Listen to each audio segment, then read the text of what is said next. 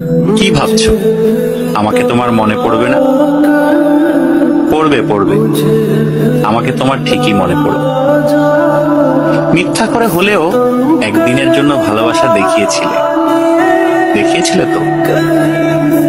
মিথ্যে করে হলেও কাছে তো এসেছিলে, কি এসেছিলে না? তোমার ভালোবাসা মিথ্যা হতে পারে, তোমার কাছে আসা অবুঝ দিনের বেড়ানোর সুখ হতে পারে, অপ্রাপ্তবয়স্ক আবেগ হতে পারে।